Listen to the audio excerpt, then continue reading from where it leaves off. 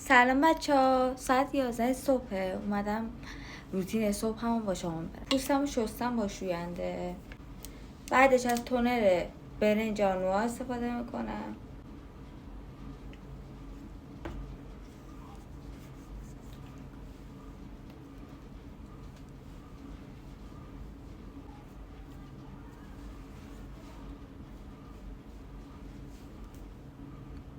بین تمام محصولات 2 الی 5 دقیقه بعد زمان بذاری که قشنگ جذب پوست بشه.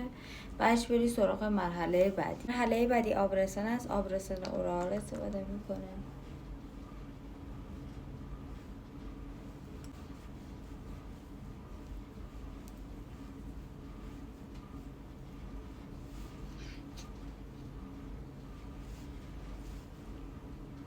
آبرسان رو میذاریم قشنگ جذب پوست. بعدش میریم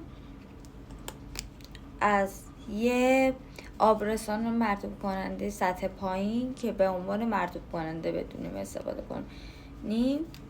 از سیمپل استفاده میکنم.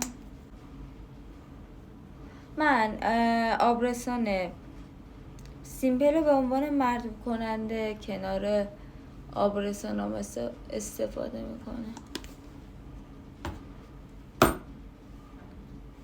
سیمپل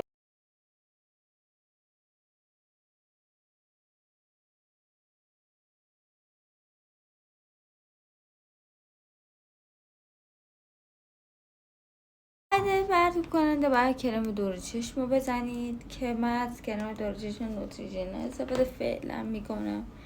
تاثیر آنچنانی ندیدم. میرسیم به آخرین گزینه روتین پوستی صبح که مهمترین بخش روتین پوستی ضد آفتاب.